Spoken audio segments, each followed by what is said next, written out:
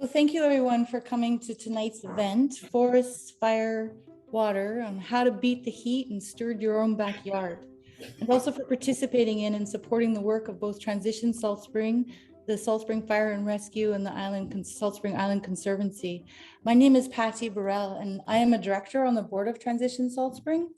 And as you may know, Transition Salt Spring is a grassroots community organization building our community path towards climate change resilience. And our path can be seen in our community climate action plan that was released earlier this year.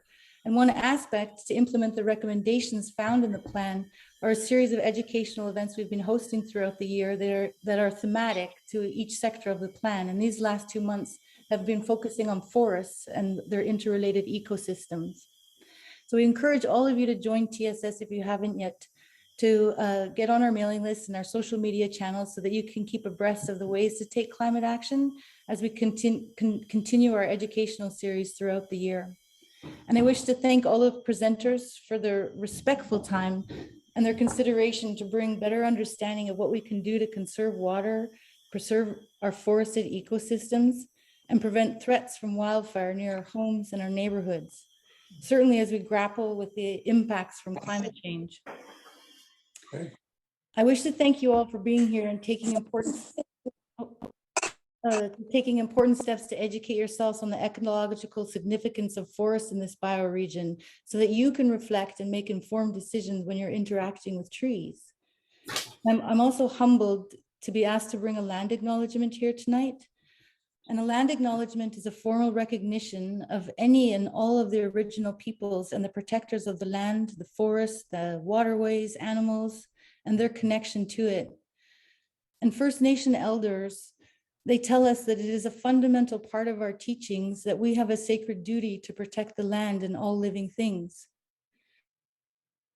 And that just as we inhabit the earth and feel as though we have a right to live here, we must remember that all living things have a right to thrive and live here too. We have a responsibility to steward the land we inhabit in a good way. And this takes educating ourselves with the knowledge of historical practices that preserve the integrity of our planet. How is it that we can mobilize and organize and do what is necessary to protect the environment, to protect the water, protect the trees, and protect our quality of life? It is a collective responsibility and applies to all people who take pride in living on this earth. And I respectfully thank our First Nation elders for this insight. At such a sacred time and in honor of the trees and in reflection of the crucial importance for all of us to find the tools towards reconciliation with First Peoples, may we acknowledge the lands, the waters, and the forests we have settled in and around. The land that is within the traditional and unceded territory of the Holcominium and Sinchosan speaking peoples, including the Cowichan and Sayo First Nations. First peoples who have stewarded these lands for over 10,000 years and carry knowledge known in the swaying of all of these trees. May those of us who are non-Indigenous settlers remember the ongoing generosity and respected knowledge of these people, certainly as we undertake our own journeys to reconciliation with our First Nation brothers and sisters on whose land we have settled. Thank you. So now it is with great pleasure that I introduce to you all Ruth Waldick. She is also a director of Transition Salt Spring and the lead author of the Climate Action Plan. Mademoiselle Dr. Ruth Waldick is also a climate adaptation scientist. Over to you, Ruth. Thank you, Patty. And thank you everyone for taking the time to join us this evening in this really important discussion. So forest, fire, and water. I guess what I'd start off with saying is we're seeing a lot of unprecedented fire seasons in the province in recent years. We've had our summers getting drier and drier and more days without rain and in the summer season. We're also this summer, we were hit with this completely unprecedented and previously unknown heat dome that hit our island in this region. And then the last week we've experienced this bomb cyclone. And I don't think I have to tell any of you that all of these things are related to climate change. and that we can expect more of this kind of unconventional weather as we move forward. As part of the climate action plan work that we did an analysis of weather systems and how the weather has been changing and how it is changing. And our focus for the climate action plan was very much, what can we do about it? And so if you haven't looked at the climate action plan yet, I really encourage you to have a look. We have included information about how the weather is changing, the conditions historically, and also there's a lot in there about things you can do. For today, this really important conversation, which touches all of us, is related to forests, as Patty said. And healthy forests came out as one of the most important defenses we have against these unprecedented and changing weather systems that we're seeing. The heat, the forests protect us from heat. They help store carbon so they can mitigate the emissions that we're getting in our atmosphere that are contributing to greenhouse gas warming effects. They protect our water. They store biodiversity, where we live in a very unique system, the coastal Douglas fir zone. It has a variety of species, assemblages that you don't find anywhere else. And interestingly, forests also play a really important role in the risk that we face to fire. So tonight, what we're here to do is to discuss what it is that we can do to reduce the severity of these different impacts in our community and in our ecosystems at home and also across the island. Today, we're going to be, this panel will run until 8:30, and we have an expert panel that you have access to ask questions in the chat function. And so the chat, if you're not familiar, if you just sort of move your cursor across the screen, there's a little chat bubble. You can type in questions or any kind of things that you might know you want to share with people there. And we'll endeavor to do our best to answer these questions today. But also, following this event, we will work with the appropriate experts to get answers to questions, and the ones that we don't get around to, we'll send you information about once we are able to compile that. It might take us a couple of weeks. But what I would like to move on to is just welcoming Bill Henderson. I'm extremely pleased to introduce Bill Henderson as our moderator for the panel discussion this evening. Bill is a musician, a gardener, a really active member of this community, and somebody who I really have learned a lot from. Thanks to COVID, I've had more opportunities to interact with Bill because we share a garden at the Shaw Community Garden, and I'm very grateful to that. So Bill, what maybe people might be wondering is why it is that you're here moderating this tonight, and I wonder if you could share with them why it is that you wanted to contribute in this way.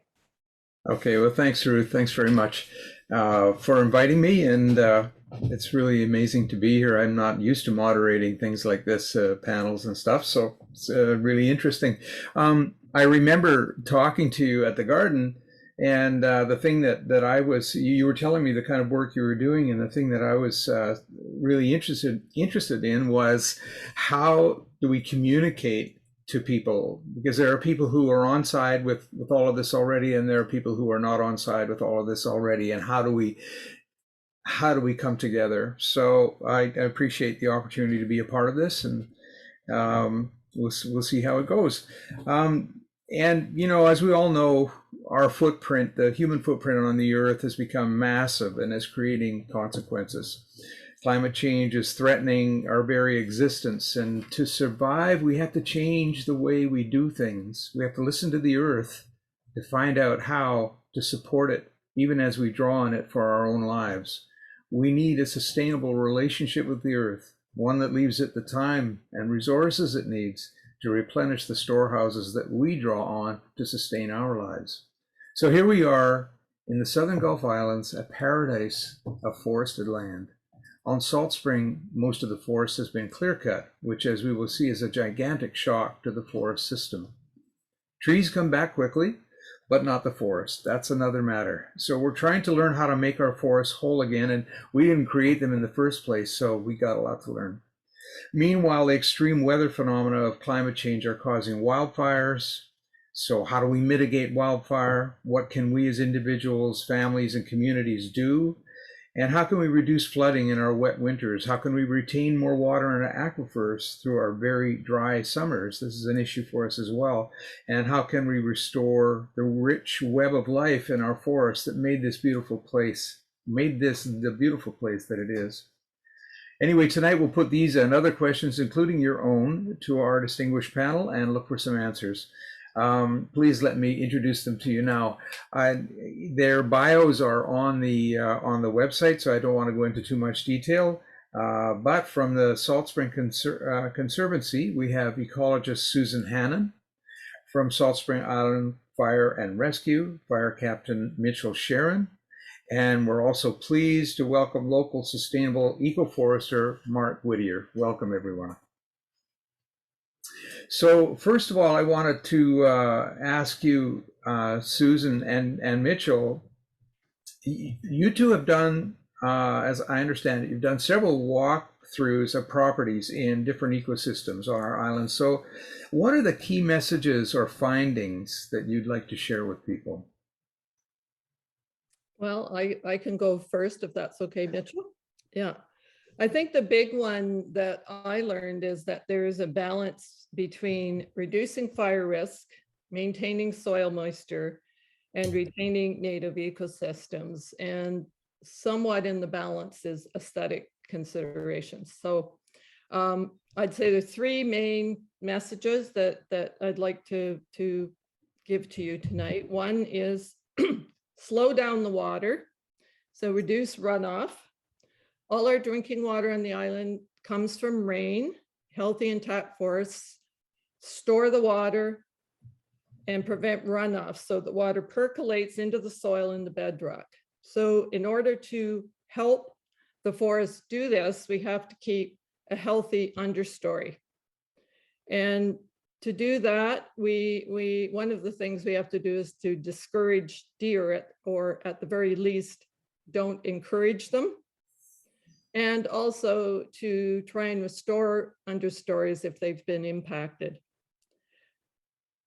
It's also important to keep down woody material. So that's trees that have fallen down, branches and so on, get them in contact with the forest floor so that they can decompose. And if you can, move them perpendicular to the way the water is going down the hill to try and slow down the water and let that log or set of branches get moist, and then they'll start decomposing. The smaller branches can be piled into berms, again, perpendicular to the flow of the water. So those are all things that you can do to slow down the water. And some of these things also help you to reduce fire risk. So a moist forest has reduced fire risk. And I talked about getting material that, like a tree that's fallen down, and you cut just above the roots and let it go right down and hit the forest floor. We talked about building berms. Another thing is to get rid of fire ladders. So I'm sure many of you have seen cedar trees, older cedar trees that have dead branches that come right down to the ground. Those are fire ladders that can bring the fire up into the canopy of the forest, which is not a good thing because you can get much more intense and faster fires going through the forest if that happens. And I would say, and I may differ a bit from Mitchell here, but at least further away from your house, don't limb your tree up too much, because what you're doing is removing the shade that's keeping the understory, and it's also keeping the roots moist. So you don't want your trees to dry out. Another important one is to remove invasive plants. Species like broom and gorse are fire accelerants, so it's very important to get rid of those. And finally, if you do all those things, then you're going to conserve biodiversity. So in addition to the things I mentioned, you can leave standing further away from your house large snags or dead trees that are standing. These form habitat for insects, bats, birds.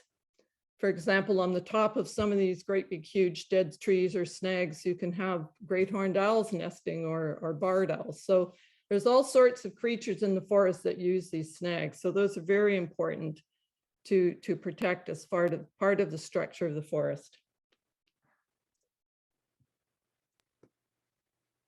Thank you, Susan. So Susan and I are almost on the same page, pretty much right across the board. And I'm actually, one thing I'm really looking forward to is I'd love to see some research about shade over root structures, and I mean that in a way I want to educate myself about that, because that wasn't really part of my training. But anyway, to go to other things, my key points.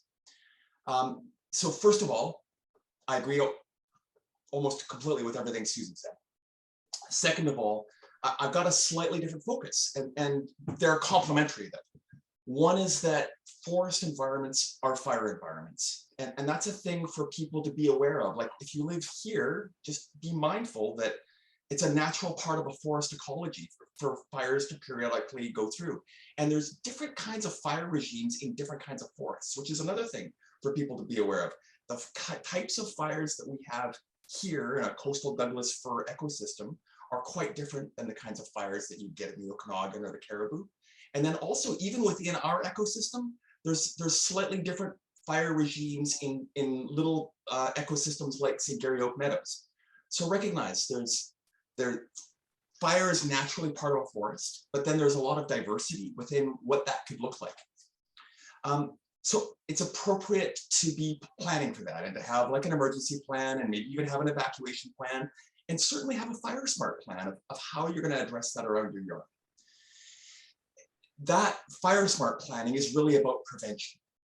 The concept is, and you've heard it before on so many other things, what you can do now is so much more valuable than waiting for firefighters to show up at your door when the fire's raging, right? The die has been cast at that point. So really, whatever you can do now is going to be so much more as far as bang for buck. Now, the fire smart discipline is really about fuel management. That's how we fight forest fires. So, and this is why Susan and I have some difference in discussion, but it's also been a great opportunity for me to learn about an ecological perspective, because it's not really part of the fire smart training.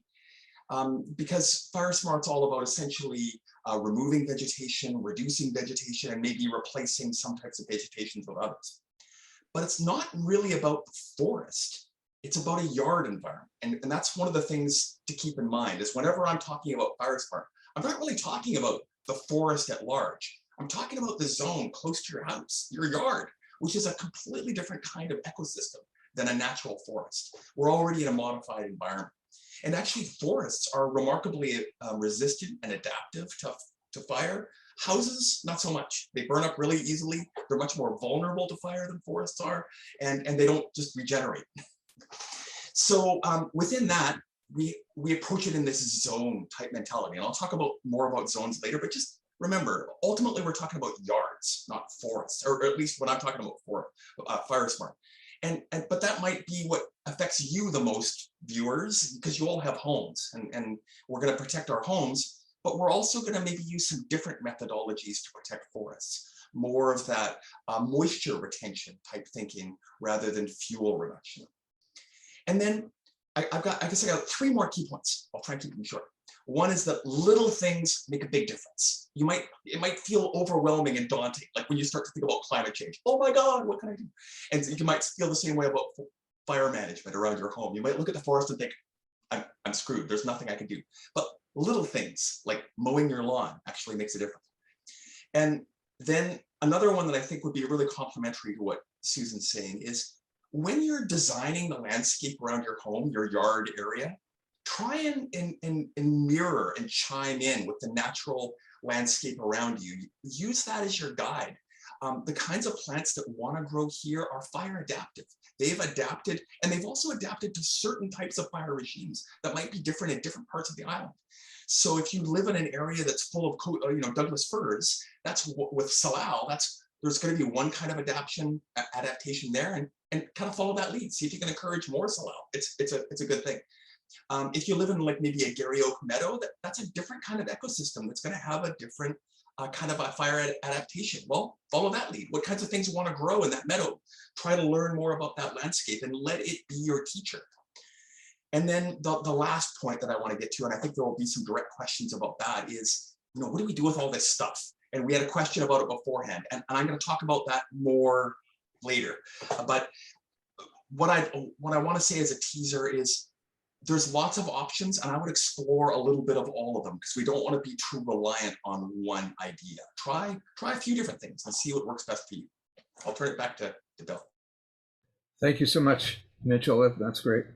We appreciate both of you giving us some insights and, to the what we have here and how it behaves. I'd like to speak to Mark now, our forester, Mark Whitear. And I met Mark, I don't know how long ago it is now, 20 some odd years anyways. And he gave me some advice in my own forest about how to deal with my trees, and which was very interesting. I still have it in my head, and I still think about that. Mark, your bio describes your work as sustainable ecoforestry, or natural selection sustainable forestry. So please tell us what ecoforestry is and how you practice it. Hi. Basically, I'm trying to, I'm using nature as a role model, and I'm following the principles that I see in nature. And I'm trying to maintain a fully functioning ecosystem, and also be able to harvest some trees for to make an income. So it's really, when you set up any kind of a forest, if you want to actually remove some trees, then you need to go about it in a very careful and thoughtful way. And that's what I learned from Orville Camp, who was my kind of mentor, who came from Oregon, and he helped me see a lot of things, because I was not from a forestry background to start off with. So yeah, observation is huge, and just seeing how what you do affects forests, and to do things in a careful way. I mean, one of the things that Orville instilled in me was that, if you're not sure about something, then don't do it. Wait, if you don't think that something's right, maybe you observe it a bit longer and look at that. Yeah, so I don't know. Basically, I used a system of looking at the stronger dominance and the weaker trees in the forest, and I would always leave the stronger dominant trees and maybe take out some of the weaker trees if they were not going to upset that ecological area too much. So it's very you look at each individual area and make your decisions along with that. So yeah, as I said, observation is huge, and just looking at whatever you do, you can learn. I learned as I went along, and how to make things work well and make the forests thrive. So yeah, that's sort of a simple. That's good. It's good. You've given us an overview, which is great. That's what I wanted to hear. And later on, I'd like to hear how you managed to make a living of it, because it sounds like a bit of a slower process than the clear cutting model. So thank you, Mark. Susan, I wanted to ask you about the ecosystem here in the Southern Gulf Islands, because it is pretty unique, I think, and I'd like to hear from you what is unique about it from an ecological point of view.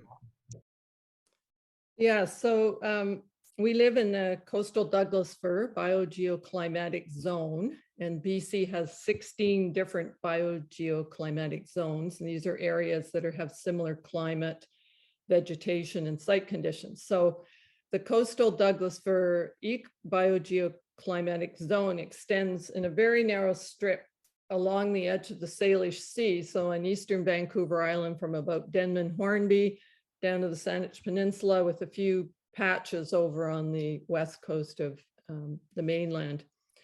So it's essentially the rarest of all of our biogeoclimatic zones. And because of the Mediterranean climate and the huge habitat diversity that we have, so within the coastal Douglas fir biogeoclimatic zone, there are scores of smaller ecosystems. So for example, the Garryoak ecosystem is part of the coastal Douglas fir biogeoclimatic zone, as is the Arbutus, hairy manzanita, and so on. So we actually have about 34 different pretty rare natural ecosystems even within the coastal Douglas fir.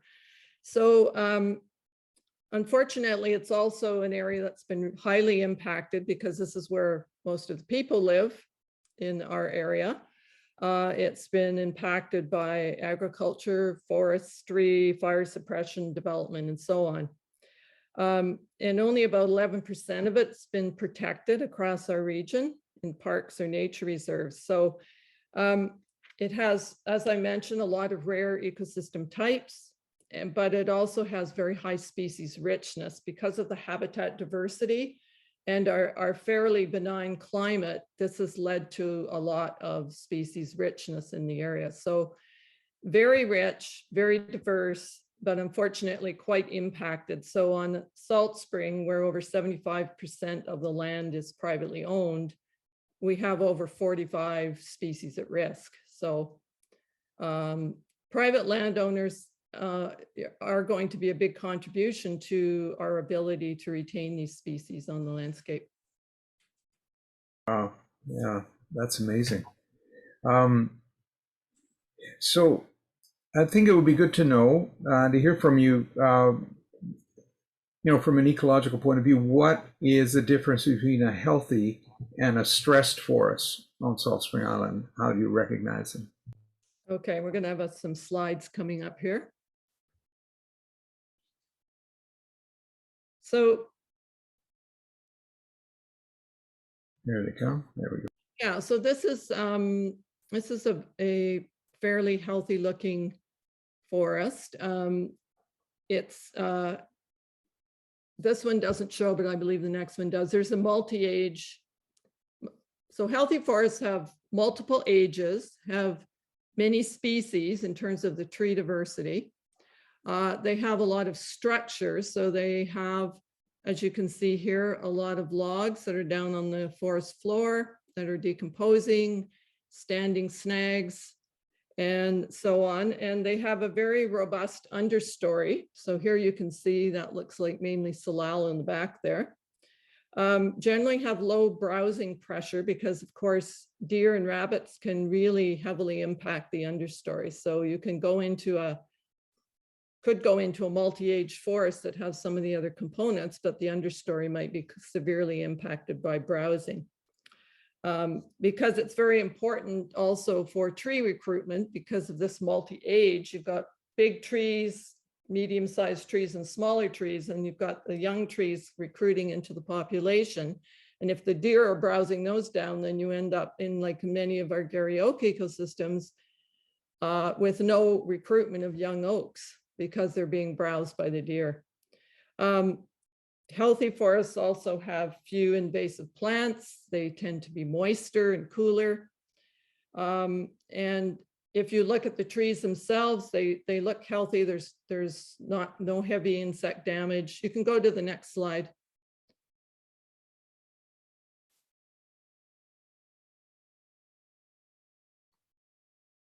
Whoop. I'm just going to find it. Hold on. Is this the one with the tight growth that we're going to look at? No, it's another healthy looking forest. Ah. Anyway, you can also look, I often go into a forest and I look at the understory, and then you look at the trees and you say, are they looking stressed? So are they dying at the top, for example, from heat stress or moisture stress? Are there insect outbreaks? And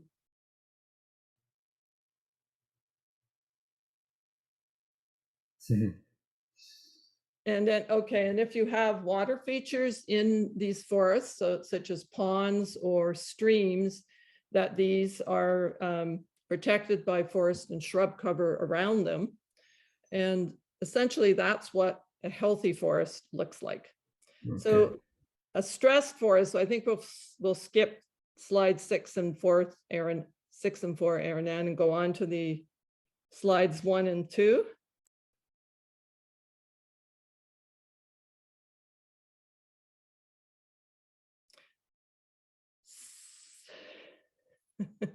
I think a lot of us are pretty familiar with seeing stressed forests. Okay, well, I think they'll look familiar. Yeah, so, There we go. so here's one. So this would be a very even aged stand. So this has probably come in after a clear cut. And you can see that it's a monoculture. It's just all Douglas fir. They're all about the same age. You can see there isn't a lot of well-developed understory, and then there's a lot of down material on the floor of the forest because there's a lot of competition for light and nutrients and everything. And so there's going to be self-thinning that goes along as the forest evolves. So you don't have that multi-age, multi-species look in these. And if you go into more recent cut blocks, there's some areas up on Mount Maxwell that are on west-facing slopes that have been probably impacted by heavy machinery where the soil has been very compacted. And you can see that there's very little regrowth there and very little understory, and a lot of invasive plants with very heavy deer browsing. So these are the forests that are stressed and unhealthy and are not holding water and are not high biodiversity sites. And here's a bad old forestry operation. You can see very little understory, dried out, compacted, a lot of browsing on the seedlings that are trying to come back in. They're often very thick so that fire can go into the canopies very quickly. So those are the main differences. Right, thank you. Now you mentioned that there are numerous ecosystems on Salt Spring. Yeah. Did I get that right? Yeah. So are they all suffering in the same way from heat and drought? Well, probably not. I think there's certain tree species that are suffering quite a bit from the drought. And so that will affect the ecosystem in the sense that those trees might start dropping out. So we've all seen the dead cedars on the island that have been very heat stressed, and they're only doing well in quite wet sites or in north facing slopes and that sort of thing. So ecosystems that are facing west or south and are on shallow soils, those are probably going to be impacted the most. And some of our species like balsam fir that likes more water, they're impacted. And even Douglas firs on some of these exposed sites are actually being heavily impacted. If you take the ferry into Fulford and you look up before you get to Fulford onto Reginald Hill, if you did that this summer, you'd see a lot of red colored firs that were dying up there. The cedars have been really, really obvious. I hadn't seen that with the fir. Yeah, the cedars are probably the most obvious. Yeah. Yeah. So what can be done to increase the health of the forest, you know, to create water holding soils, increase fungal associations, you know, I guess canopy cover is important for shade. So yeah, what can be done? Well, I think I'll reiterate some of the things I said in my introductory comments, but really you want to keep the forest moist. You want to bring fallen wood materials that are hung up in branches or that are trees that are hung up in other trees, they're not going to decompose because they're up in the air. You have to get them down onto the forest floor, and they'll be able to catch water, and then they'll be able to decompose, because many of our decomposers, like fungi and bacteria, require moist conditions in order to decompose the wood. You can replant the understory if necessary. So if you have heavy herbivory, for example, you could replant some of the understory plants to try to increase the cover. You would have to protect them from deer and rabbits by caging them or fencing the area. If the stand is too sparse, you could plant new trees. And if the soil is compact, you may have to rough and loosen the soil up with an excavator or shovel or something so that the seeds can grow. Definitely remove the invasive plants, very important. And I would say leave the leaves to allow the humus to build up. I think we're all many of us are quite concerned about our yards, our forests looking neat and tidy, but nature is messy. So it's best to get those materials down where they can decompose, and to leave the materials that are there, like leaves, to create humus. And this will allow our decomposers to do their work. I could see going into the woods around your place and just taking some of the, their branches that have fallen and that are sort of hung up a bit, and just getting them down onto the ground so that they can get the moisture. I could see that happening. We have a lot of salal where we are, so I'm hoping that that's going to help. Yeah, and that's a nice, fairly fire-resistant understory plant. So right. It's a good one to have. And the other thing you can do with your branches is to create berms. So I don't know if you've heard of hugel culture, but you can create like linear piles of branches that you then put compost or soil on top of, or even wood chips if it's far enough away from your house. Put that perpendicular to the direction of water flow. And again, that's going to decompose and help to retain the moisture on the site. Yeah, thanks for that explanation. I never quite understood what that was about. That's cool. So the effect of tree cutting on soil moisture and the way water is recharged below the ground, what would you say about that? Well, when you cut down the trees, you're opening up the ground to drying out. So you're increasing solar insulation onto the ground. You're also increasing wind going over the ground. So your moisture is going to evaporate. And that's going to affect the understory. It's going to affect the decomposition rates in the stand because the moisture levels are going to be affected. And also if the trees were cut using heavy machinery, you're going to get soil compaction, and that, along with the lack of cover, is going to increase erosion at the site. So you're going to lose a lot of your humus. Some sites that are on steep slopes, for example, you can get down to mineral soil because there's so much water running down and nothing's there to stop it. So those are the main things that will happen. And I guess if we help by helping the soil to retain moisture and those kinds of things, eventually a forest could become healthy again, and perhaps in 500 years be an old growth forest. I don't know, is it? I mean, it all takes time. If you look at pictures of some areas, even on the island here, that at the turn of the century, after a whole bunch of areas had been cut, and you look at what they look like now. I mean, the unfortunate thing is we have two things against that, and one is climate change. So it's going to make it more difficult if it's too hot, and you get into moisture stress for the areas to grow back as quickly.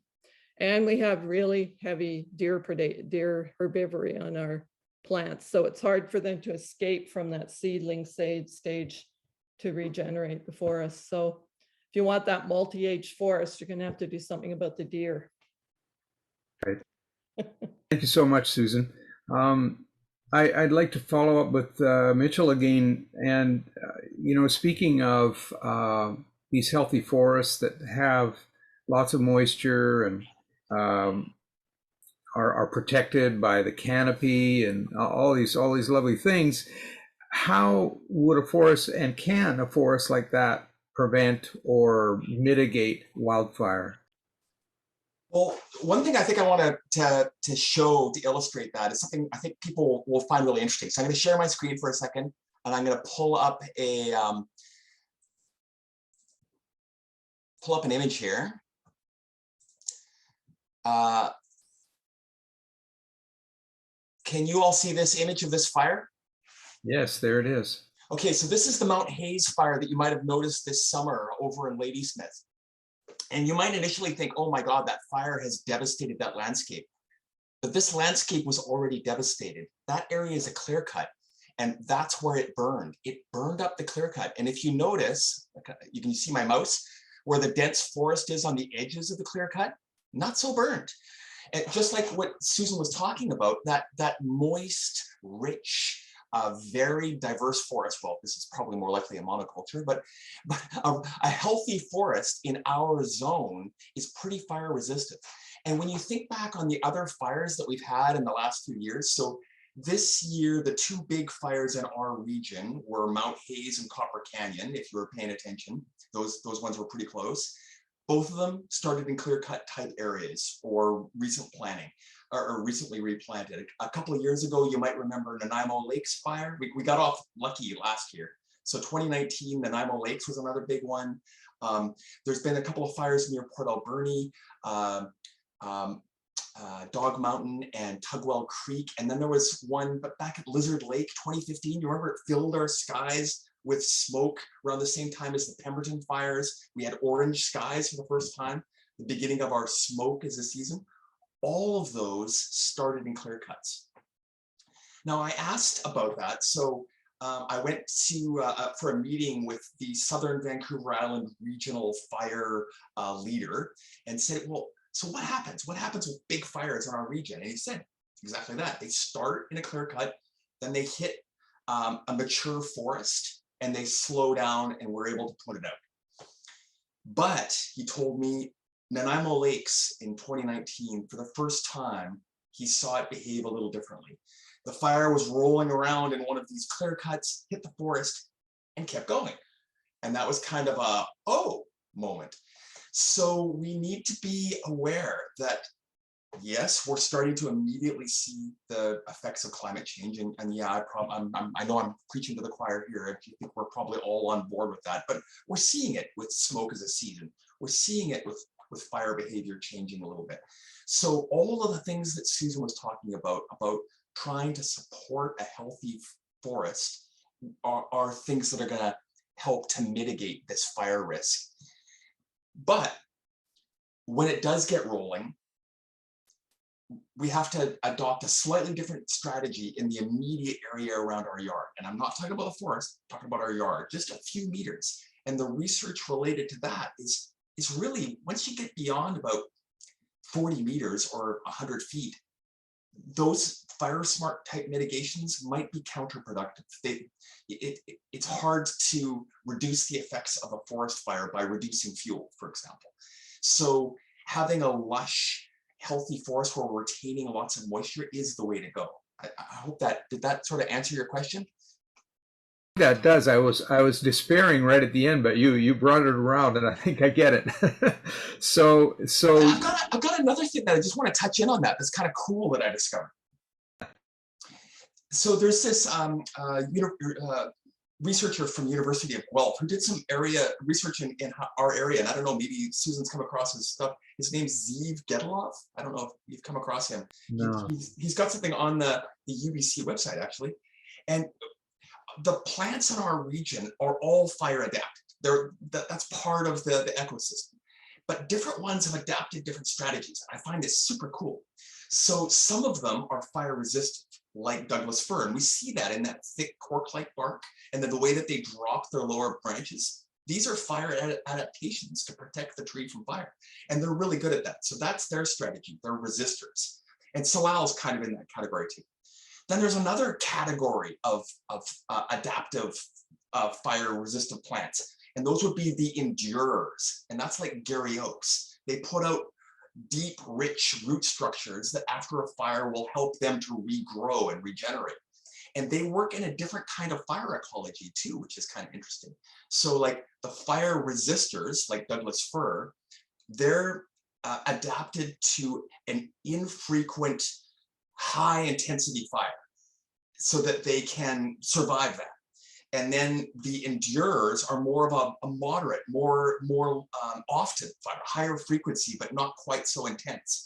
And then there's avoiders like cedars. So cedars are going to want to grow, as Susan was saying, in these wet areas. So cedars and hemlocks and things like that, they'll defend themselves essentially from fire by growing in wet areas. So as long as they're in a moist area, they're protected. So you can look at your own yard and go, or forest around your yard and go, oh, okay, am I in an area that's dominated by resistors like Douglas fir, or an area of endurers like Gary oaks, or maybe an area of avoiders like cedars? And then there's one more family that's kind of interesting, and we're seeing them here now, which is the evaders, and that's our broom patches. They are pyrophoric, they love fire. So when there's a post-fire environment, they do even better. So we don't want to discourage those. And that's one of the concerns about, some people suggest the idea of having reintroducing fire in our landscape, and there might be a problem with that, because we'll really be encouraging broom. Broom will be the thing that will enjoy that the most. So we have to be careful about some of these modifications. Anyway. Yeah, and that's is that what they were referring to when they were talking about cultural fire? In other words, using fire. Well, yeah, and it's really cool when you look at it. When you look at a Gary oak meadow, these are gardens. These were man-made things. The people that have been here for thousands of years, they created those. Those are their camas bulb patches and their berry patches. Years and years of human interaction with fire in the landscape created those landscapes. Right. Favored them. So yeah, so a cultural practice would be to burn those areas periodically, keep the grasses and the competing Douglas fir out of there, so they can favor those meadow landscapes. They didn't have the broom. Yeah, and that's one other thing that I want to just touch on again, and I think Susan also touches on this a little bit, is our biggest problems are not, like, there's no real problems with the native species. It's all the stuff we've introduced. It's the things in our yards and things like broom and gorse that we brought here that are the problem species. This landscape is perfectly adapted to fire. And it's not really a problem for this landscape. It's only us and the things that we brought. Thank you, Mitchell. That was very, very good. Thank you so much. I'm going to move to Mark now. Mark, you've spent 30 years stewarding and managing one forest area, which is an amazing thing. I know one of the first things for you was building road access into the forest, and you were very, very careful about how this road was built. Why are roads so important in logging? We've seen all kinds of logging roads, and they don't look all that careful a lot of the time, but why are they so important to you, and what are the principles you followed in building it? Well, again, I learned from Orville Camp, who I met at a land trust meeting in the early 90s, and he'd set up a number of forests in Southern Oregon and Northern California. And so he developed the natural selection system and building what he called was a contour access road system. So he said that a road system is, the biggest impact you're going to make if you're trying to run a sustainable forestry operation. And it's something that you can't change very easily. So you have to get it right in the first time you do it. And so originally I was going to open up old logging roads because the land that I was on had already been logged twice, at least high graded. So we basically, he said, you can't do that because they're too steep and et cetera, et cetera. So the road system was designed to keep below a 10-degree grade, 10% grade, and follow the contours of the land and be very small. So I got, when I first came to Canada in 1990, I got the book on small scale forest management from the Ministry of Forests. And so it recommended for a road that you're going to run a log truck on to bring trees out of the forest, you had to have a 6-meter wide road. And if you wanted a road that, and even wider in the turns, and if you wanted a skid road, it needed to be 4.5 meters wide. So basically, Orville said, you know, that's just like, that's crazy. So the road that he helped build was 3.5 meters wide. And this was originally to take logs out with a truck with a 50 centimeter ditch. So the actual road surface was 3 meters wide and a bit wider in turns. And then the smaller roads for just skidding logs on were narrower. So they would be 3 meters in total. So, and they followed the contour of the land, and just, you know, it was before drones. I got somebody to fly over the land after the roads had been built, and they you know, you could hardly see the roads.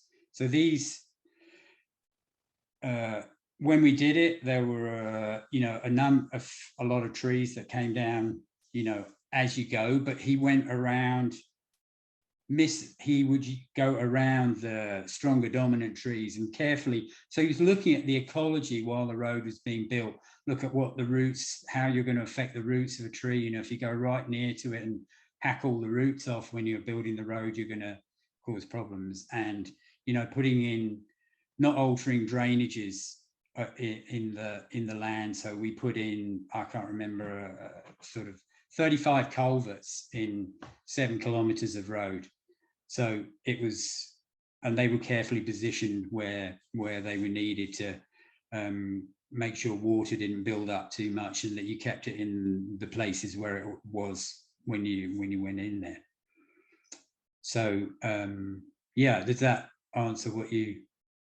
Yeah, it does indeed, and it served you well, this road. Yeah, it worked. You know, I used it for. Unfortunately, I no longer have access to that land, but I harvested trees from there for you know 25 years, and it was using this natural selection principle of harvesting some of the stronger dominant trees. I mean, sorry, leaving the stronger dominant trees and harvesting the weaker trees. And originally, you know, because it had already been cut over, there was a lot of small trees that had to be pulled out, similar to the pictures that we saw, just to give the other trees that were doing better more space. So it was kind of pretty labor intensive, and most of it was just firewood. So there's a lot of firewood, and then some saw logs that came out later on. But basically you're planning the long term. The whole principle of what I was doing and what I learned was that this is the forest is managed for harvesting and to be ecologically sound in perpetuity. I'm not going, oh, here's this beautiful big tree, right? That's the one because it's worth a lot of money, I'm going to take it down. No, that's the one that you would more than likely leave. And, you know, so amazing it takes restraint. years to, well, it depends on the forest you start off with. But because it was about a 60 years since it had last been high graded when I came. And so there were, yeah, the trees weren't that big, but now within the very short time that I was involved in it, you know, the trees, after I thinned out, taking some of the smaller trees, the big ones, you know, really just took off because they could pick up the moisture and the sun and the nutrients that the other trees were using and grow quicker. So you ended up with trees that of a much higher quality. So as you as I managed this forest, even over the short time that I did, over 25 years, the trees that I was harvesting at the end, I was harvesting far fewer trees, but they were of a much higher value because they were bigger, they had less branches, etc. So it would only get better as time went by. I mean, one reservation is climate change wasn't such a big issue when I first started, and I didn't really notice it as much in the forest until probably 15 years ago. So that makes it a lot more tricky to manage a sustainable forest. And I mean, one of the things is, when you're in an ecotone where you're changing from one forest system to the edge of kind of an opening or a rocky area, you have to be very careful not to really take anything out there, because that will make a huge difference to you're opening up the forest to too much sun and lose moisture and what have you. So that's sort of in a nutshell. I mean, it's a little bit more involved than that. And I didn't take any. The other thing about the roads that is really important: when the roads were built, no machinery went off where the road was going to be. So it was built very carefully. So we weren't just driving around to do things. You stay on the road. And then I used a farm tractor with a winch and would winch the trees from 150 feet to either side of the road to the road, and then pick them up there with another machine. So it's just taking one tree out in an area. So it's a minimal impact. You're trying to minimize the impact and not damage. That was the other thing. The important thing is what you leave, not what you take out. That you have to leave the strongest, healthiest trees and not damage those trees as you're taking them out. And so it was it suited me. It was a lot more I wanted to make a forest that was better, more healthy than when I started. So I think I did that over 25 years. It's still, it's an amazing forest still. Yeah, that I appreciate getting that detail. That's great. That's great. It's quite an approach to take. You got to have some faith, I think, to do that. Yeah. And it's long term. Long term. It's a long term thing. So somebody down the line can benefit from what I did or what you do now. So it's thinking in the long term, which I was into that. So thank you so much, Mark. I'm going to move now to talking to Susan again, and I think we've got some pictures to put up. Erin Ann, there's some pictures. Oh, we don't for this part. We don't? Oh, okay. Okay. No worries. Is this the old growth part? Okay.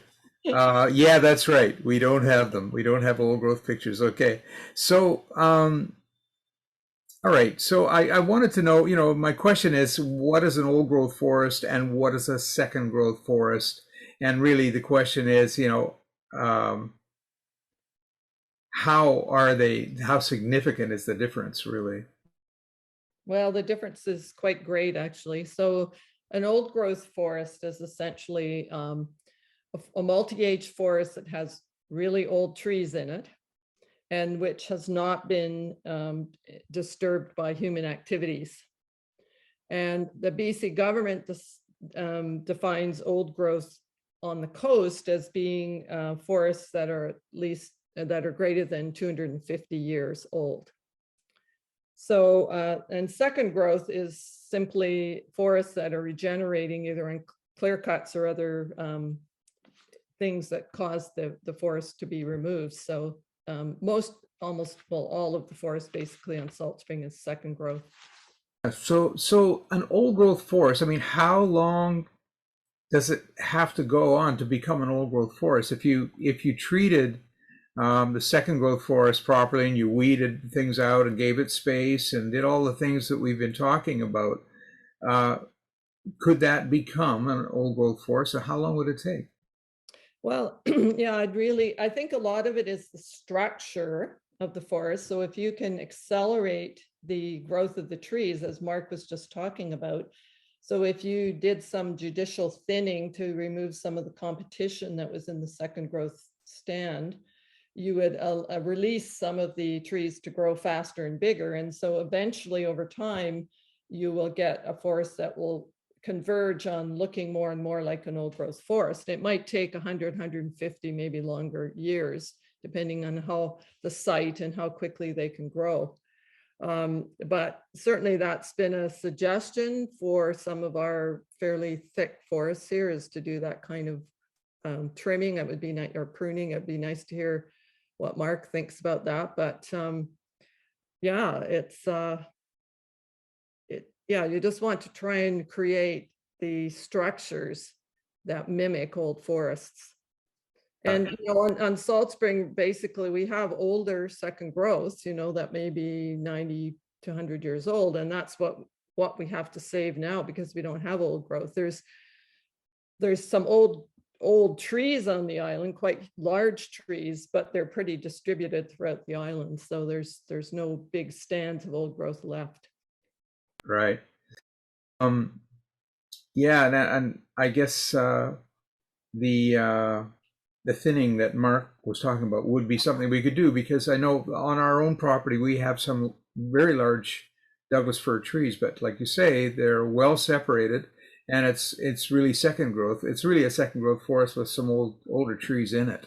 Mm-hmm. So yeah, this is really interesting to hear about all of this, and maybe there's something that can be done to, you know, to help things come along. The other thing I was wondering about is, I mean, if you started to get a forest aging in that way, and creating the canopies and all that kind of stuff, you still have all the creatures that are in the original growth forests, and who knows if and when they would show up. Well, I guess the old adage, if you build it, they will come, works for some species. So birds and things like that can fly. And they, of course, they're carrying seeds, spores, all sorts of things with them. Eventually, and maybe not everything would come back to an island like Salt Spring, but a lot of things would. If we had the marbled murrelet, which only nests on the branches of very, very old trees that have big moss carpets on the branches. I don't know if you've seen trees like that, but they're up there. That's where they're nesting. If you can create that condition, then you can get marbled murrelets coming and nesting on Salt Spring. But so, you know, again, it's controlling the deer, and then and you can do some assisted migration too. You know, why not? We could bring in species that might be missing, like plants or something. Yeah. Well, yeah. So, you know, we've so much has changed because of all of this clear cutting, and I wanted to ask Mark some things about this, because there's a reason for the clear cutting, and I'm wondering if Mark can tell us about the economics of ecoforestry. You know, can you compare that with the economics of clear cutting? I mean, you talked about the long range work that ecoforestry is. You're not going to get a return for a while, right? Well, the thing is, originally when I started, I was marketing raw logs, and then I quickly figured out that wasn't going to be a good way to go. And so I got I had a sawmill, and so I started, you know, cutting the wood into lumber and selling that. And, you know, it's a primary manufacturing to increase the value of the forest. But it's certainly a longer term issue to run a sustainable forest.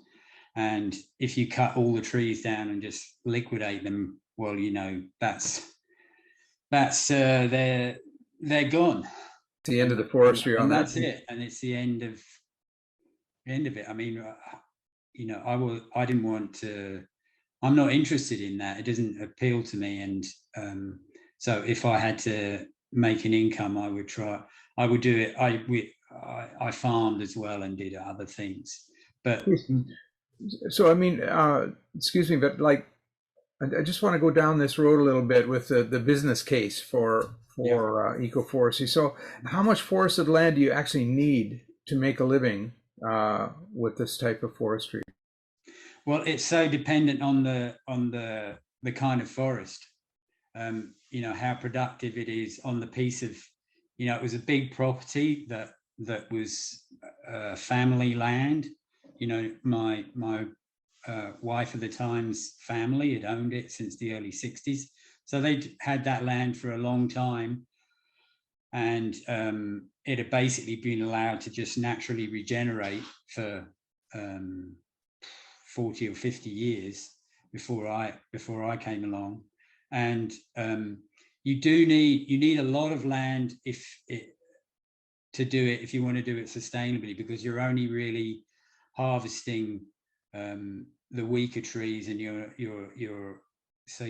not diminishing the forest. So you can't. It's basically, you know, if you've got a very productive forest, you're going to be able to harvest more trees than in a place that's, you know, very dry and rocky. You know, you might only be able to harvest very few or none there. So it's that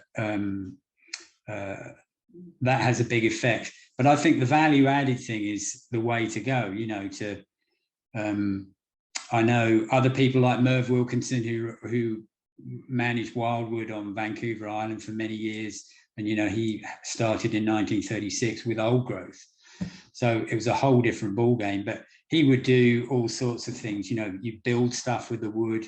I mean, I didn't actually get into building houses and things for people, but I could do that. But it is economically viable. You do have to have, you've got to have, now the land is just so expensive that it's pretty, you know, you couldn't go and buy a piece of land and borrow the money and try and run a sustainable forestry operation on it on Salt Spring. That's just not going to happen. Right. So you've got to have, you know, I was lucky enough to have the land for a reasonable price, and I put in all my savings from selling a house and everything to set up the roads and build the infrastructure needed and get the equipment and what have you that I needed. So you mean, you know, like a big company, a big forestry company would be in the position financially to do something like that if they wanted to do it. I mean, they would be able to purchase have a large area and be able to take the time possibly to. Do you think there's any chance that the large logging companies would ever move to this kind of a paradigm? I doubt it. But not unless they're forced to do it. I mean, just about Merv Wilkinson, when I first met him in 1983 on his 160 acres on Vancouver Island, when he started in 1936, his accountant, his professor at UBC, professor of forestry at UBC, and his banker all told him to clear cut it, and he said no. So I think he cut 10 or 15% the first year to kind of pay for the to build the roads and set it up. But you know, trees were incredibly, like in 1983, trees was worth so little money, and back in 1936 they were worth even less. So I mean, now an old growth tree, you know, they'd be, you know, $80,000 or $100,000 for an 8-foot diameter Douglas fir, or maybe more than that. Yeah. I don't know. I mean, Merv said it's checkbook logging. It's better to cut the trees down, get the money and stick it in a bank. Although, you know, interest rates now are pretty terrible, but I think, you know, it may be that reality in terms of climate change will just make it so we have to change the way we do this kind of thing. So we'll see how that goes. But I think so. And I mean, certainly on Salt Spring, you know, if people have got properties and they want to, you know, maybe get some trees. So, you know, some trees from the land, you know, that's possible to do that sustainably. And, you know, maybe you can if you're going to build a house, you can mill up your logs instead of shipping them off the island, and give some jobs to people on the island who are milling up lumber and building with it. But there's I'll just shoot it in here that you have to now get a building. You have to get your lumber graded. When I first started, rough sawn lumber here on the island, the building inspector would kind of look at it. And I mean, if you're building your own house, you're not going to use crappy wood for stuff that needs needs to be strong. So, but now you have to get it all graded. Well, it's another. It lowers the economic viability of it. It's another hassle to deal with when you're building, which is too bad. Much to be fixed. Yeah, yeah, for sure. Well, thank you so much, Mark. I think we'll move now to our next section, which is about reducing fire risk, and we'll be talking to Mitchell quite a bit on this. I think we've got a video ready to go. Inherently, the forests are more at risk from our homes than our homes are at risk from the forest. Most of our fires here are human caused, and almost all of them are caused by people deliberately setting fire to things like burning up yard debris. So if we are mindful about what we do in our yards, our forests are more safe, and so are our homes. Fundamentally, Fire Smart is about these radiating zones going out from your home.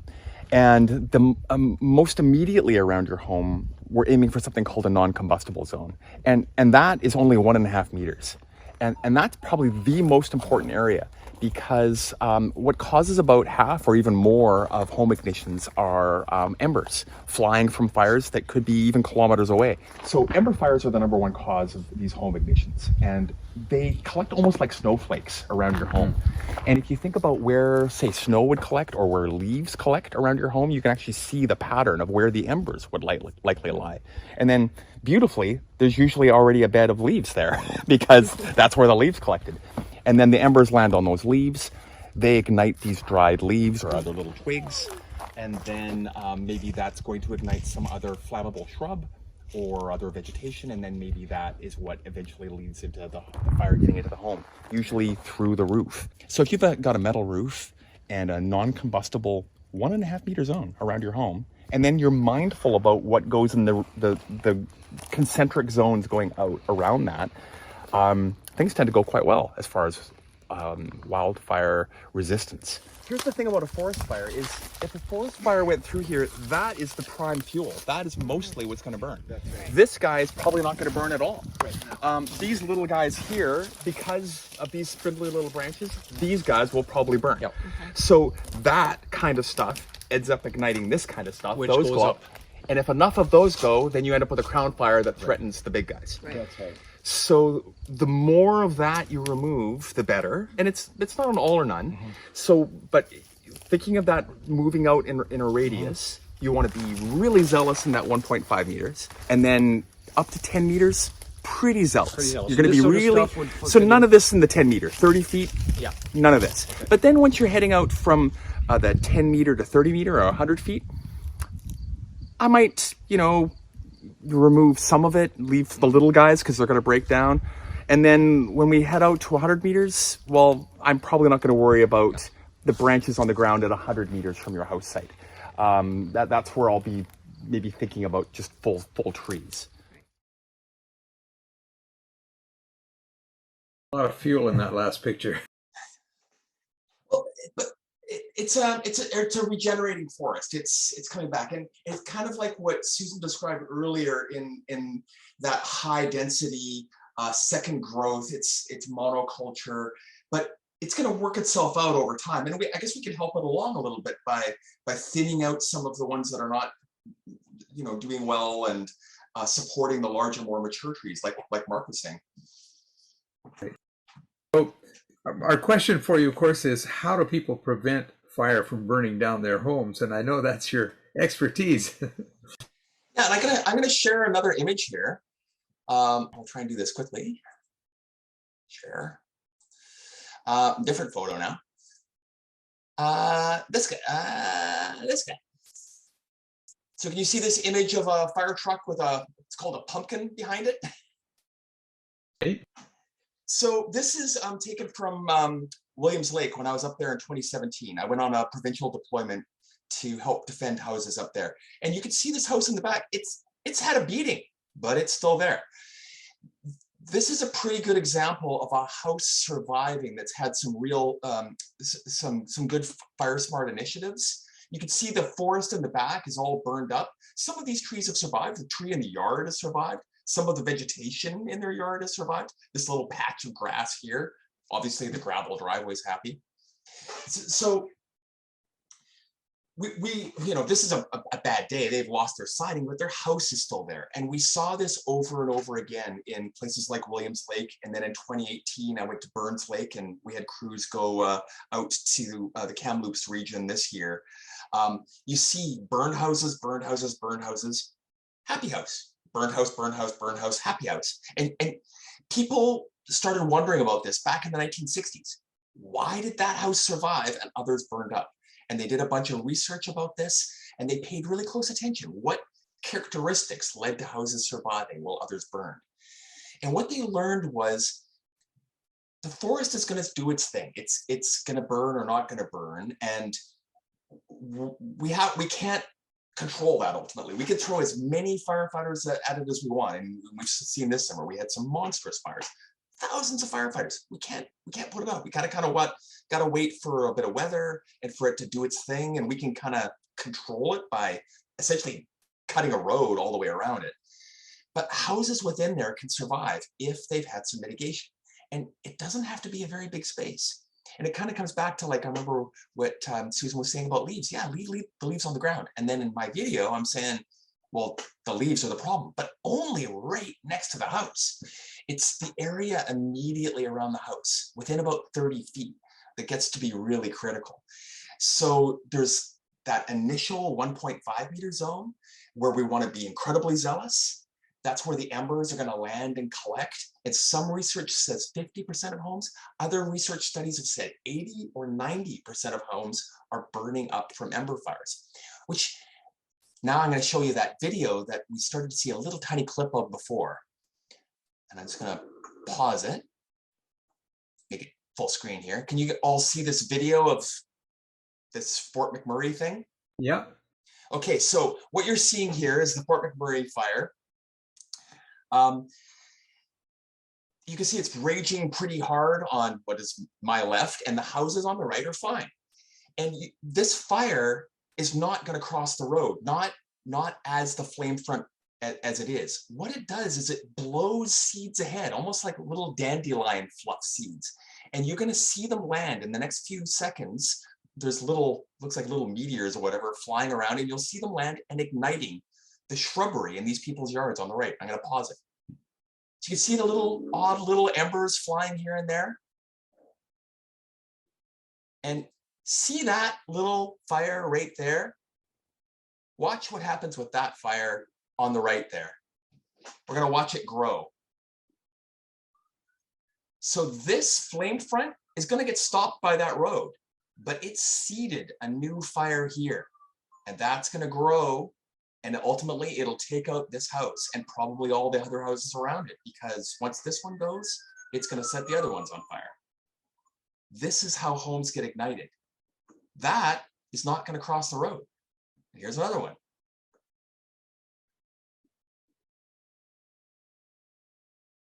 And in a space of a few minutes, that is going to become the thing that threatens the houses. That shrubbery is all really dry, is that right? Exactly. So I think that really illustrates what we need to be mindful about. It's when we're looking at this structural ignition zone, the forest can be raging. After about 30 or 40 meters, no matter how intense the heat is from that forest itself, it can't affect the structure. It's just the nature of heat energy. It loses its energy in an exponential fashion, right? So if we had trees out here 100 meters away, it doesn't matter how big the fire is. Well, except for now we have the potential for wind-borne or like wind-driven events, or it's the embers. So where we want to be really zealous is this in this little area, 1.5 meters around. And if you can, like in an ideal world, you'd remove all vegetation from that zone. Now, and I've seen some things that are quite beautiful with that. You can, and that's not to say you can't have a really lush garden. It's just you want to create like essentially like a walkway around your house. And there's all kinds of benefits from that. It's going to help keep rodents and insects from getting into your house. It's a lot easier for like if you need to paint or do any maintenance on other aspects of your building, roofing, whatever. It just makes it a lot easier ultimately to take care of the building. Then as we go in radiating circles out of there, then we're thinking about ultimately, it all boils down to fuel reduction, removing stuff, reducing stuff, and replacing. And it's not about most of the fire adaptive plants that live around us. It's about the things that we brought here with us from Europe or Asia or South America that will do great here because almost anything can grow in our zone, but they're not really adapted to this environment. So they'll burn quite readily, like those couple of shrubs we saw. And those are things like we're going to bring with us, we're going to bring our junipers because they're nice and easy to take care of. So a lot of, cypress, juniper, conifers, pines, things like that, they'll burn quite readily. They've got volatile oils in them, terpenes, that burn really happily. And then of course things like broom. But most of the native plants, not so much. And then a lot of the kinds of things you're going to plant in your garden anyway, like, flowers and vegetables and all those kinds of things, they're just buckets of water as well. So they're not a problem. So the hit list is actually pretty short. You just don't want to have a lot of conifers or ivy or holly, strangely enough, or a few other kind of waxy plants like that. Oddly, salal looks like it would be a problem, but it's not. Salal is great. Same with Oregon grape or Mahonia. That's another fire-resistant species. They're all adapted. So we want to, and then as you go out in concentric circles, you get to be less zealous about it, more relaxed. And we're really lucky where we live. The climate change forecast is, I'm going to stop sharing here. The climate change forecast is not great for BC. We're going to probably see much more frequent fire events, much more severe fire events, and those fire events are going to have a lot more intensity, but not right here. It's going to be a problem in the Caribou. It's going to be a problem in the Okanagan. Those areas are going to get hit really hard with all the predictions we're talking about with climate change. By 2080, it does not look good, I'm sad to say. But right here, we're going to be in pretty good shape because this area, even with the climate forecasts, we're going to get slightly more higher frequency fire events. But as you know, or you may not know, we get about 15 fires a year now. They're all tiny. We put them out. Oh, actually, I've got one more photo I wanted to share. We put them out small. So the average fire on Salt Spring, well, actually not even the average fire, a big fire on Salt Spring looks like this. This is a fire we had on Mount Maxwell a couple of years ago. It's only, it's less than a football field.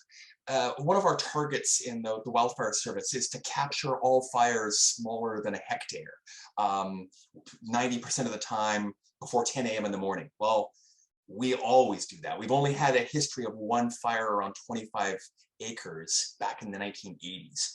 And there was a 60-hectare fire on Galiano in 2006. Like, those are tiny fires in the scheme of things within the fires we have in the province that can be tens of thousands of hectares. So even if we have much more frequent fires, we're still going to mostly catch them tiny. They don't get to grow fast because of the kind of vegetation we have. The salal smothers it. The cedars are growing in wet areas as long as they're healthy. The Garry Oak meadows, it'll kind of race through and burn up the grass, and then as soon as it hits another vegetation type, it stops.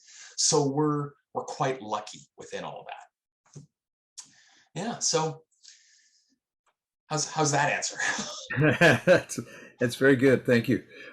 So I think also that Mount Maxwell fire was going to be part of, you were going to be talking about biomass. People wonder what to do with all, like, the branches and all this kind of stuff that's lying around, and some people say, okay, so if it's close to the ground, if it's touching the ground, and it can develop some moisture in that way, then it's going to rot properly and it's going to be a good thing. But if it's laddering or if it's, got space, then it's not. So in answer to that, as a general rule of thumb, dead material is the main material fuel for fires. That's generally what burns in a fire. And that's why, for example, a Douglas fir stand will survive a fire, because really it's just going to be the dead stuff and the little sickly trees that are going to die. And then, yeah, we were concerned about these ladder fuels threatening the more mature trees, and then, maybe getting an intense enough fire that's going to threaten them too. So in order to deal with all of that biomass, there's a few different strategies.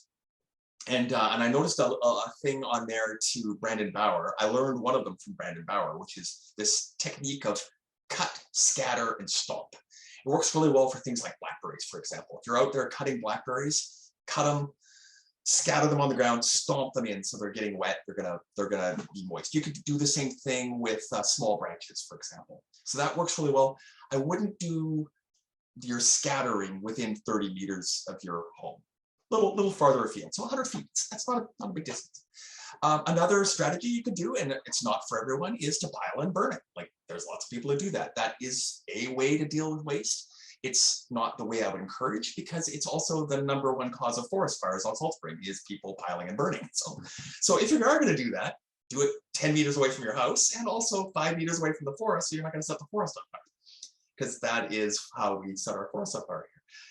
Another way is you can chip the material and scatter it, but be careful that you don't go too thick, because you might smother the other vegetation that's underneath. And you're also creating another fire risk, because ultimately those chipped material, you're going to briefly increase your risk. So this is an excellent time to chip, because if you chipped and scattered it now, over the course of the winter, it's going to compost and turn into, much closer to soil. By next fire season, July, August, it'll have already broken down quite a bit. So this is a great time to do that kind of thing. Another one, we've heard some talk about hugelkulturing, composting, berms, swales. Those are really effective. And you're getting double bang for buck there. You're dealing with the fire threat, and you're also creating essentially a bunch of water batteries around your home to help nurture and create moisture that will support more plants to grow, keep your whole, a humidity bubble around your home, almost like a force field shield.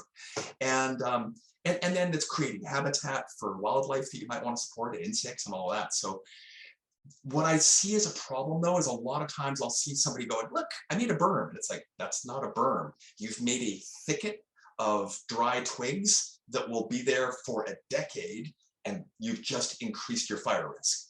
So you have to get it in contact with soil. Either find a natural depression and then get it in the depression and get soil or chips on top. And you kind of want a 2-to-1 ratio, ideally. So 1 part woody material, and then 1 part could be the leaves and whatnot, though that'll help. And then a lot of soil on top of that too to help it break down.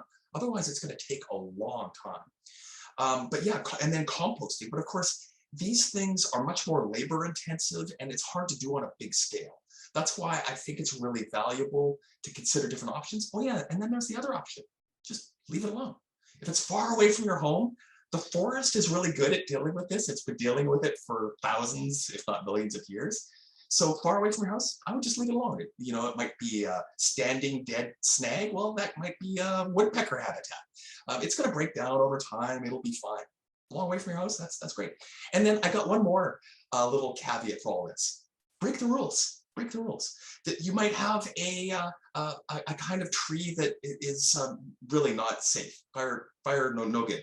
But it's got personal significance or spiritual significance, or it's just aesthetically beautiful. Then think about including it in one of the things that you protect. Maybe it's part of your family now, and look at the area around that tree or vegetation and say, okay, I'm going to protect that too. That's okay. So that's my little spiel on what do I do with it? Well, there's lots of options. And then the best plan, just like we learn with everything else in the world and wildlife, try a little bit of everything. Don't get too hung up on one way, because diversity seems to be the answer for a lot of our problems. homes. So let's try a little bit of all of this. Let's try a little bit of burning.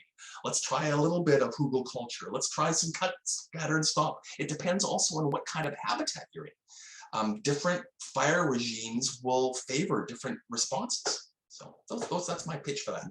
That's lovely. Thank you. And while you were speaking, there were a number of suggestions. Bring your branches was one that Patty put up. There's a number of other suggestions. So, you know, diversity is abundant. I've also, I hope to be successful. I've made a grant pitch for next year. We're going to try and hold, like we normally do the bring your branches or cut your broom and bloom. We do 2 of those a year. I've put in a grant application. I'm hoping to be able to do it 12 times next year. So wow. 6 times that.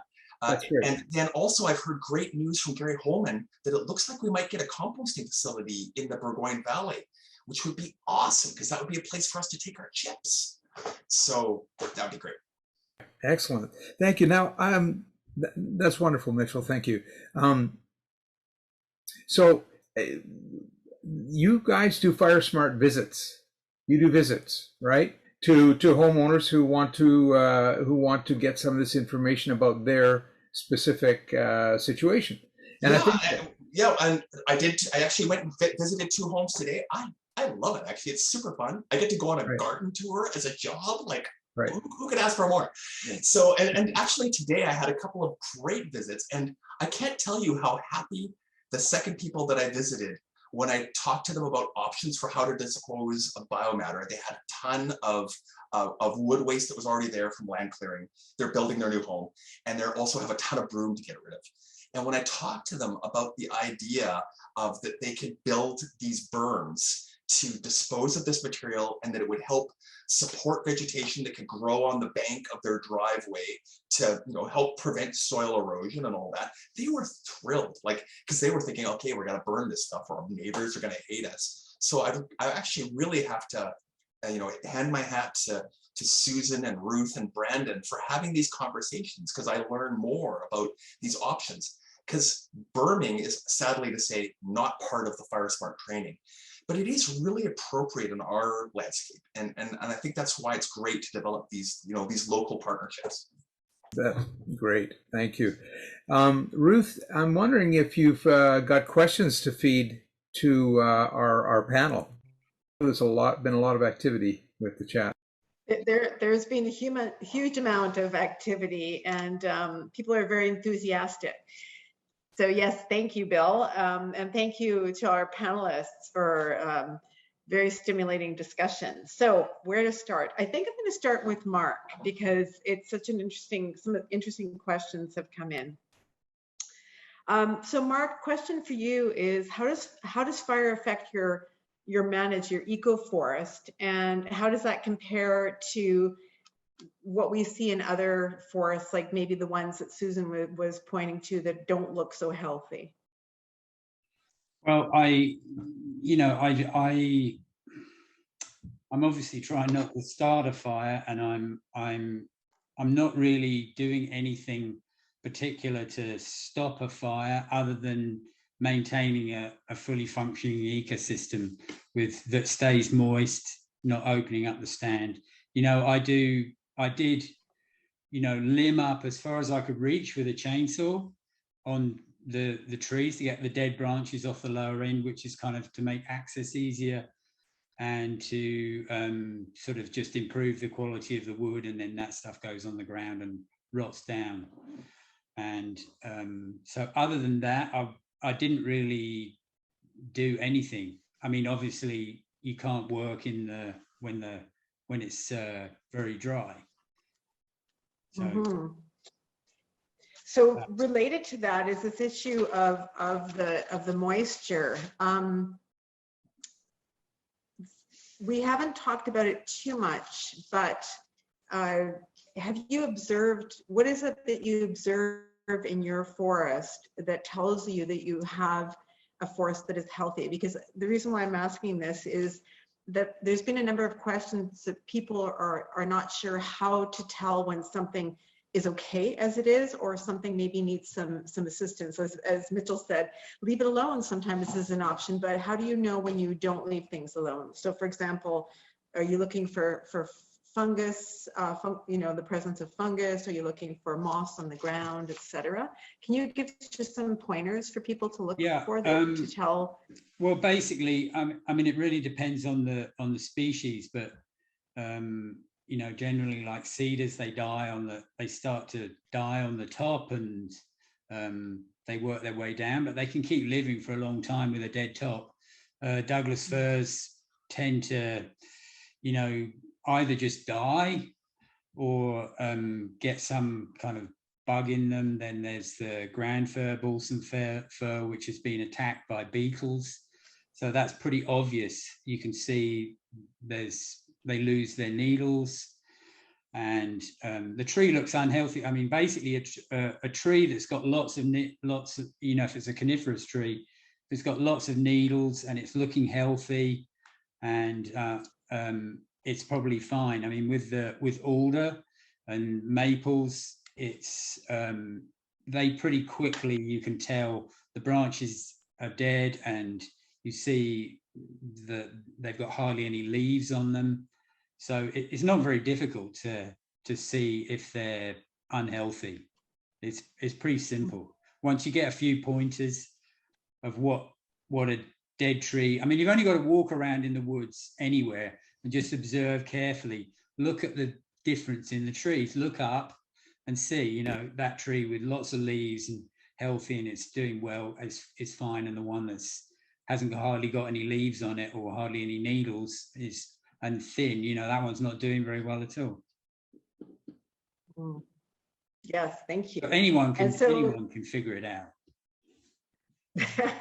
Well, I know that there's some concern about seeing on cedars that some of the leaves are turning brown versus the top. And so I think it's really important that people know, maybe if you're losing leaves on your cedar, it doesn't mean the cedar is dying. It's just gone through some stress and it's shedding some leaves, versus, as you said, if you see it dying from the top, maybe it's not doing very well, but you probably want to bring in a professional to come and have a look at it.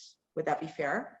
Yeah. I mean, pretty much with cedars, they do that. Because when I first saw them here, when I first came here, I thought, whoa, that's what's going on here. But they basically just do that. A few of the needles die, so it's kind of like they're regenerating, getting new needles. So they look like they've got that, but you just got to leave them be and let them go through that process of renewing the needles. So it's not bad. I think it's really, if it gets worse and worse, then you know that the tree's going downhill or the top dies. Then that's an issue with those trees. And they certainly are having a lot of trouble on Salt Spring. So you want to preserve every single cedar tree you possibly can, because they're a diminishing species here, which is And I think, as Susan commented, that the ones that are in a forest or that have northern exposure are more likely to continue to do well. And so then I'd like to move maybe over to Susan. Susan, I've got a couple of questions here for you. One is about the limbing of trees. So the impact of limbing trees, some people do it in order to have a better view. And some people are wondering, how high up should you be limbing your trees to make sure that they're not really going to be a fire hazard without actually harming the tree? Well, Mitchell has told us that you should limb up about 3 meters. 2 meters. But that you don't actually need to worry too much about that if the tree is further than 10 to 30 meters from your house. So 100 feet, was it, Mitchell? Yeah.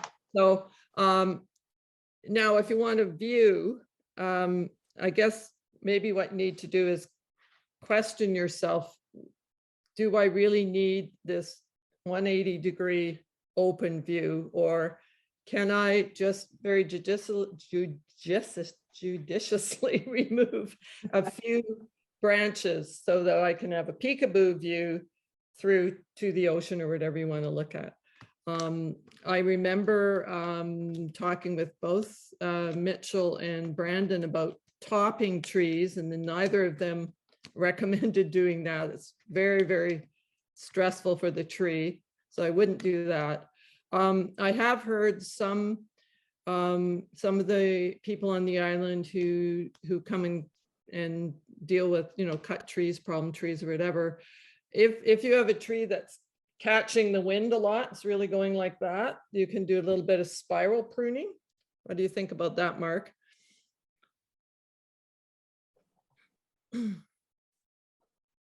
Oh, is he muted? Oh, there he goes. I think that's a good idea. I mean, it's far better than, it's going to really reduce the windage of that tree. I mean, it's less of a sail. So, yeah. And it doesn't have the tree, I think, if you do it carefully, the tree's it'll slow it down a little bit, but it'll still grow and stay healthy. So it's certainly, if you want to keep the tree, then it's a way to do it. Mm-hmm. I think the other thing is to think about the benefits of not having a 180-degree view. If you keep the trees there, all the things we talked about are true, but also you're going to have a cooler place during the next heat dome. So, keeping your forest cover is, not to mention the effects on climate change. So, there's lots. I think we have to readjust the way we think about views and that sort of thing. One more thing that sort of ties into it, it is a fire concern at the same time, but it's also wind, is along with the heat domes and the fire seasons, we should also anticipate more winter storms with extreme wind events that are going to blow down trees. Yeah. So we want to be mindful about what we're going to do that's going to affect the tree's resistance to wind as well. And I see somebody's got a question on that, because I think that's another thing we're going to see is more fuel loading from trees being blown down. And as we know, when trees are isolated, they're more at risk. The ones on the edges are prone to being blown down. So, we should try and leave those clusters to protect themselves. And often, I think, again, they're doing their own thing. They've worked out how to protect themselves. So when we start limiting them beyond 2 meters, we're inviting potential problems. But it might be good to have an arborist take a look as well and give you some advice, because if it's going to fall on your house, that's another matter. Yes, and thank you, Mitchell, for pointing that out. Definitely during the 2018 windstorm, when you look at the areas where the trees fell, they were along ridges. They were these single lines of trees along ridges right by our hydro lines, which is a lot of the reason why our power went out, and also ones that were heavily fragmented. I know that's something that Susan cares very deeply about, the fragmentation that we have on our forest. I want to also raise a couple of comments that we got in about the effects of fire on water before I pose a question to both Susan, well, I think to everybody actually. So question is, what are the effects that fire has on water? And I've heard from 2 water experts on our island, John Milson and Sandra Ungerson. And so Sandra points out that fire increases erosion and that compromises water quality, which has impacts on biodiversity for fish, for example, but also for our drinking water. And she also points out that the bacteria and the mycorrhizal fungi that you want to have in a healthy forest, that you do have in a healthy forest, create the humus, and this humus then enhances the health and the quality of the forest, which makes them less likely to break and fall down. So also the humus holds an amazing amount of water, and that the deepest soils on earth are made in old growth forests. So that's another reason to have old growth forests. John Milson says that fires, destroying forests in watersheds damage the watershed's ability to capture and infiltrate water back into the groundwater. And he says, imagine a major fire in a watershed around Maxwell and St. Mary's Lake, which supplies 40% of the island's water supply. Fire damage in these watersheds would result in lake stream sediment loading, no natural system cleaning, and significantly damaged freshwater quality. And then he says, yikes. We need to do a better job in protecting these precious watersheds And he suggests that we need more, I guess, integrated stewardship so that we can be more robust against the risk of fire. So just to sort of maybe wrap up the questions, I just like to talk a little bit about the integration of these things. How do Mitchell, Mark, and Susan, do you have some thoughts on how we can reduce the risk of fire on water, or things that you're particularly concerned about that maybe should be priorities for us when we consider how to steward our watersheds better? Maybe I'll start with Susan, because Susan spends a lot of time thinking about biodiversity and ecosystem functions. Mm-hmm. Well, certainly everything that John and is it Sandra said is very true, and I think that obviously we need to protect the forest on our recharge areas, our water recharge areas, so high in the watersheds or wherever else those are, by not cutting the forests or potentially doing some activities that will slow water down. So if we can do something to reduce the fire risk in those particularly important areas, then I think we should be thinking about that. And that's certainly something that Transition Salt Springs is going to be looking into in the future. So yeah. And, in terms of biodiversity, it's always relative because there's a whole host of creatures that go into post-fire landscapes and in fact specialize on them. So, and we have been suppressing fire, as you know, for decades.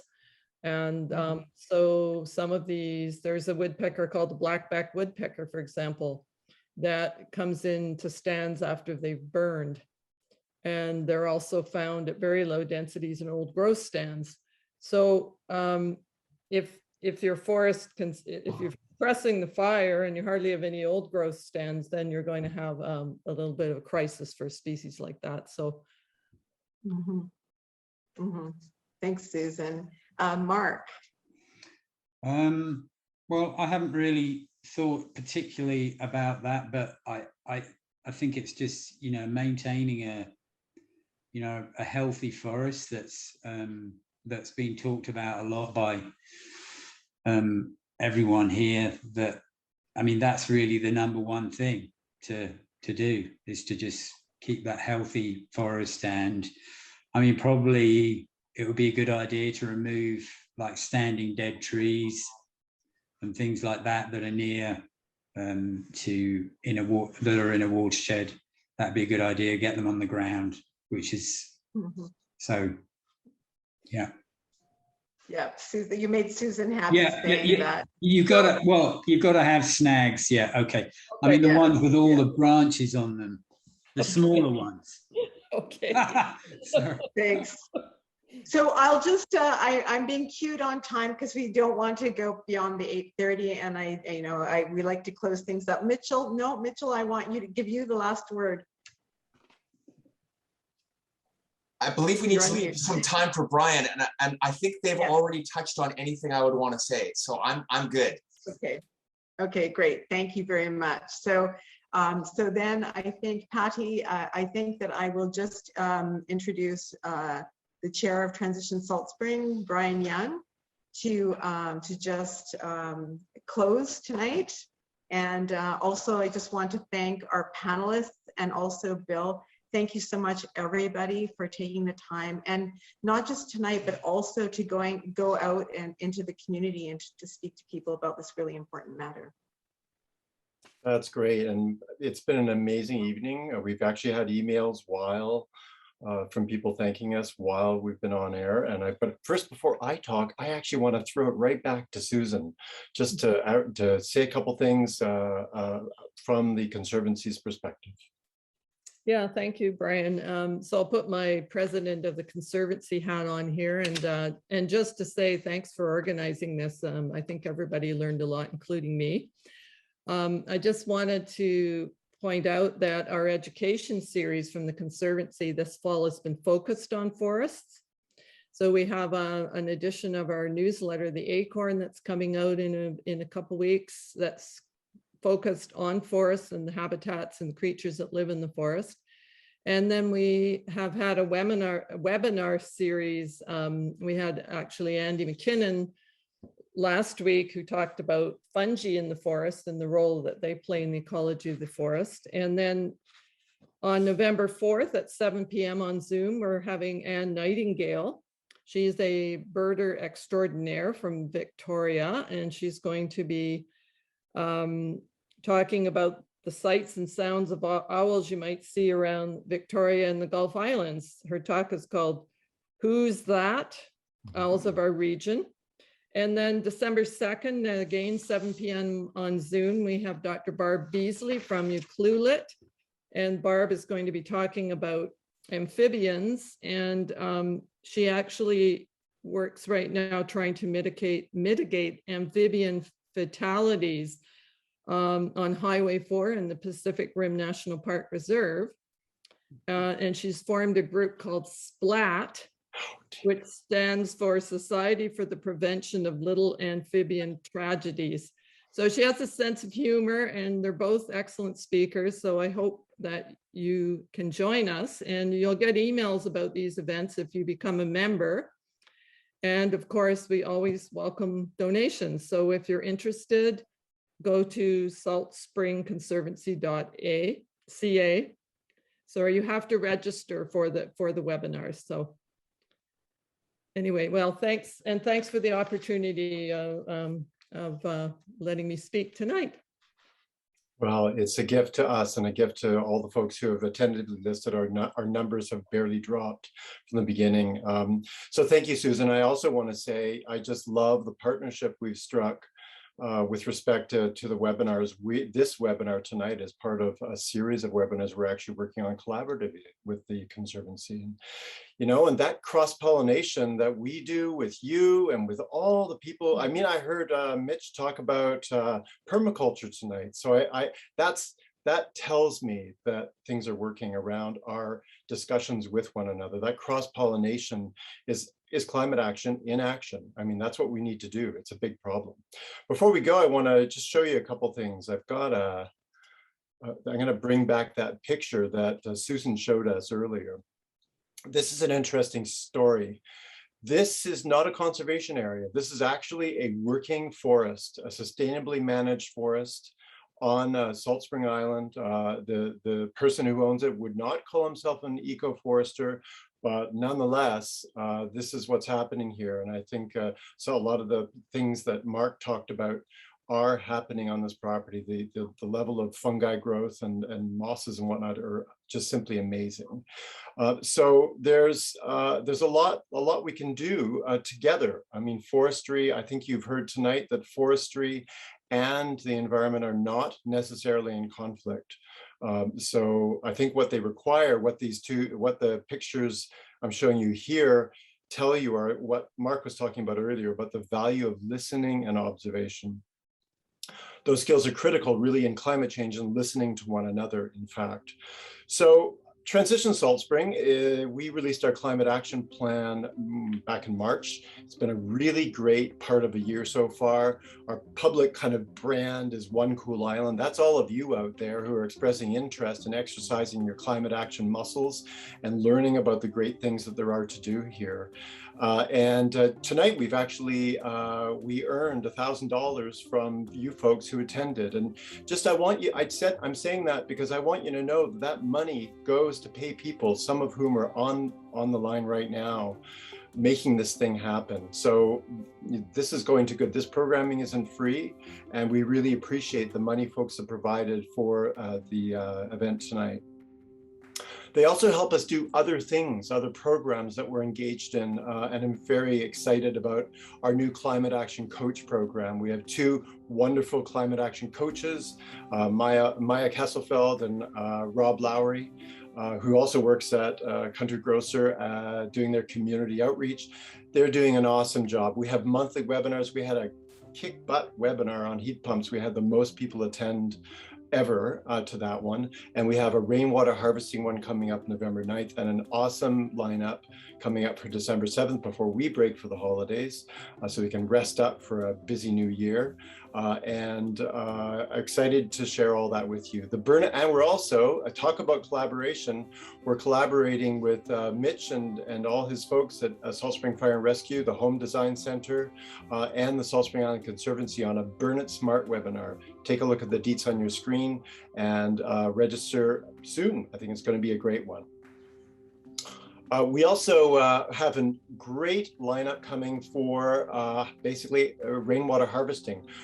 Some of you may have heard about our rainwater harvesting rebate, which basically was live for about 8 days before we had to shut the doors because it was fully subscribed. So we're hoping to be able to make an announcement about what's going to happen next year with this great initiative at the webinar. So stay tuned for that. Please register. It's already getting busy in there. So we hope you can make it to that as well. And, you know, I want to kind of close with this picture. And this brings to mind for me the word that I've learned from our Wasanich Leadership Council friends, Juanito. And that's the word working, listening, and learning together. And it's what we need to do. We need to get in the big canoe if we're going to solve climate change. And I invite you to join us and become a part of our work. We also provide a monthly newsletter, and we do accept donations. Monthly donations are the ones that really are great to help us have a predictable flow of funding. Not to support me, I'm $0. And so every person you saw on the screen from Transition is a $0 contribution to our wonderful community. But we need to pay people to do the great things that we need to do to keep our island safe and prosperous as we turn the corner. So I want to thank you all very much for all your questions tonight and all your attention. And we look forward to seeing you at our upcoming webinars and upcoming events. Thanks very much. Have a great night. And thank you so much to all of our panelists. I learned a lot this evening. Have a great night, everybody.